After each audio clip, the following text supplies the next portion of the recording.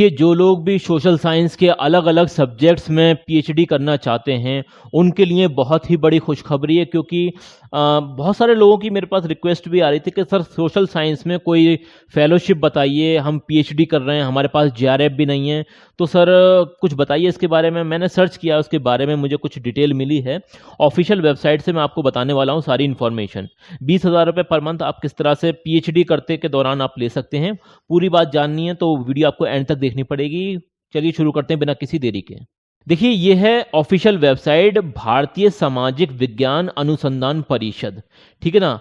और ICSSR के नाम से ये फेलोशिप मिलती है, हर साल निकलती है ये फेलोशिप।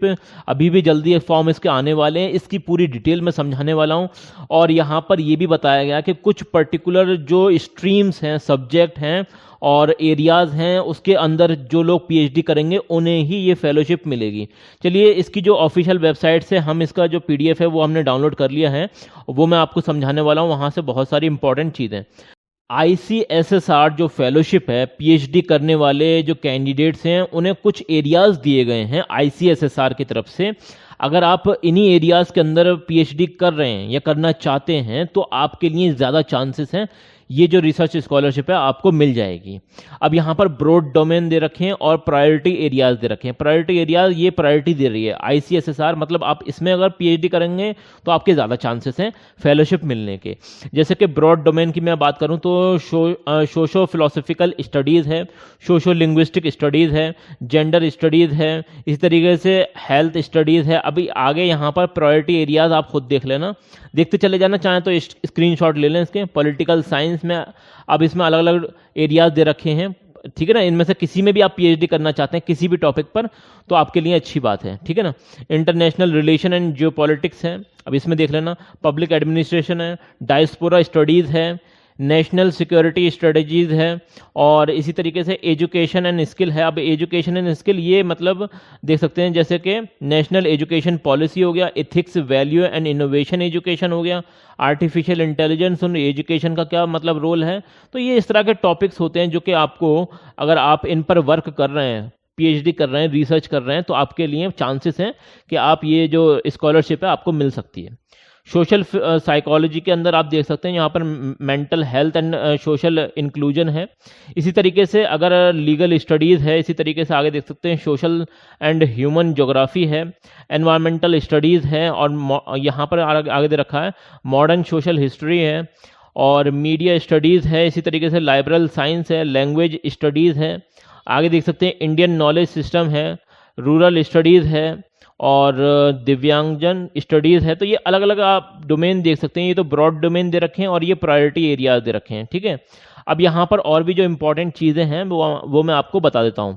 ये जो गाइडलाइंस आई थी ये इससे पिछले वाले सेशन के लिए जो आई थी वो वाली हैं, जो 2024-25 के लिए आई थी वो अब 2025-26 के लिए आने वाली हैं, जल्दी ही आने वाली हैं, ठीक है। तो समझ लीजिए भाई, आएंगे तो आप अप्लाई कर पाएंगे, जब ना अप्लाई कर पाएंगे जब इसकी कंडीशन आपको पता होंगी। कंडीशन समझ लीजिए। सबसे पहली बात तो ये है कि ये सोशल साइंस के लिए, स्पेशली सोशल साइंस और ह्यूमैनिटीज़ के लिए हैं।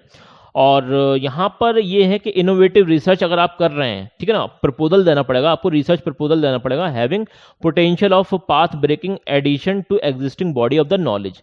अब यहाँ पर प्रायोरिटी उन लोगों को मिलेगी, यहाँ पर क्लियर कट लिखा हुआ है, ICSR is to address changing societal dynamics and social changes through effective evidence based research. अगर आप एविडेंस बेस्ड रिसर्च कर रहे हैं और जो एक इंडिया का एस्पायरेशन है to become a global power, उसमें अगर आप मदद कर रहे हैं तो कहीं ना कहीं आप ये जो फेलोशिप है उसे हासिल कर सकते हैं।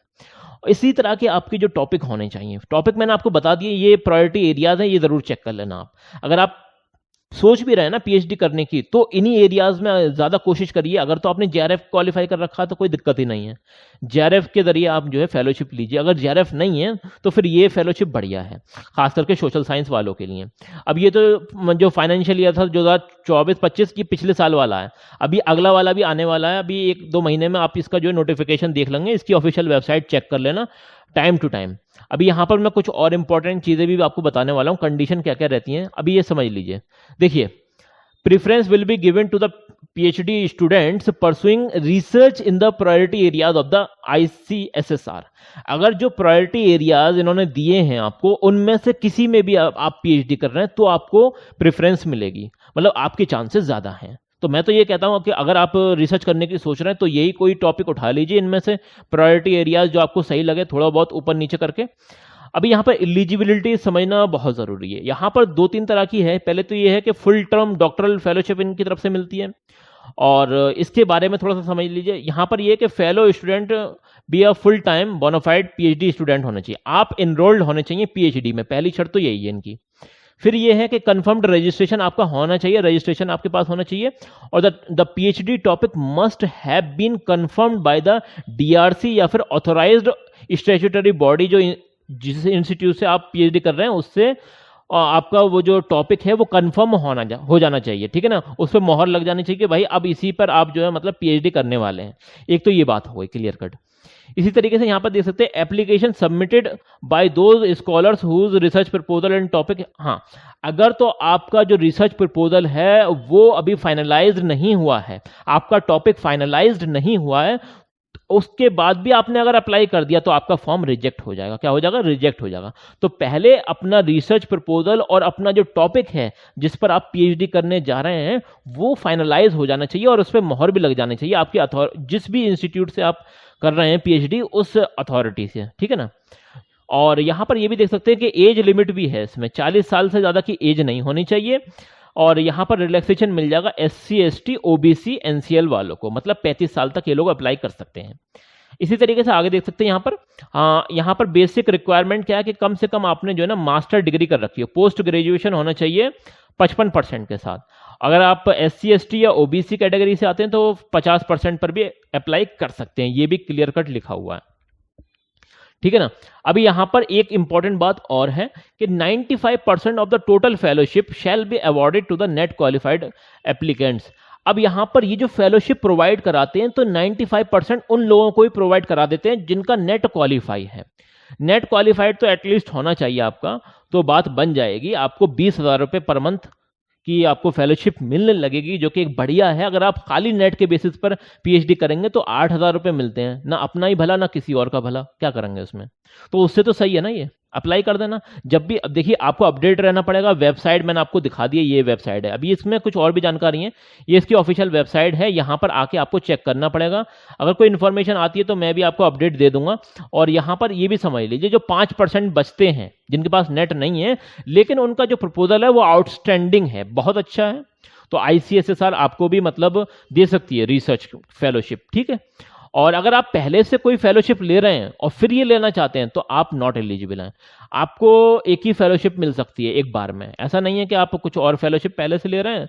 हाँ, एक चीज यहाँ पर ये लिखी है, ये पढ़ लीजिए। कैंडिडेट्स ड्रॉइंग यूजीसी की जो नॉन नेट फेलोशिप होती है जो कि 8,000 या 10,000 होती है, तो वो एलिजिबल हैं टू अप्लाई। वो लोग एलिजिबल हैं, वो अप्लाई कर सकते हैं, उनके लिए कोई दिक्कत नहीं है। नॉन नेट फेलोशिप वालों के लिए कोई दिक्कत नहीं है, वो अप्लाई कर सकते हैं। देखिए ये मैं इसकी ऑफिशियल वेबसाइट से ही बता रहा हूं। यहां पर ये समझ लीजिए कि आपको मतलब फेलोशिप मिलेगी कितनी, तो 20,000 रुपये पर मंथ आपको फेलोशिप मिलेगी, plus 20,000 contingency grant per annum, और 20,000 रुपये ये आपको मतलब सालाना भी मिलेंगे, हर साल भी मिलेंगे अलग से कंटिजेंसी ग्रांट के तौर पर, ठीक है ना। तो 22,000 रुपये समथिंग आप मान के चल लीजिए यहाँ पर। और 2 साल का ड्यूरेशन होता है, 2 साल तक के लिए ये आपको मिलती है।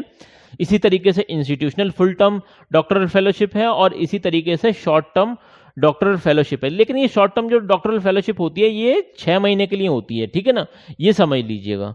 और ये बात हो गई। कंटिजेंसी ग्रांट जो आपको मिलती है वो आपको कंसोलिडेटेड मिलती है 62,500 रुपये, ठीक है ना। 62,000 मतलब 62,500 रुपीज़ आपको मिलती है। तो ये सारी चीज़ें हैं। और अधिक जानकारी के लिए इसकी ऑफिशियल वेबसाइट पर आपको रेगुलर चेक करना पड़ेगा। लास्ट टाइम ये जो आई थी तो ये आई थी गाइडलाइंस आपकी, ये आई थी 2024-25 वाली। अभी इस साल वाली आने को रह गई है, जैसे ही आ जाएगी तो हम भी आपको इन्फॉर्म कर देंगे।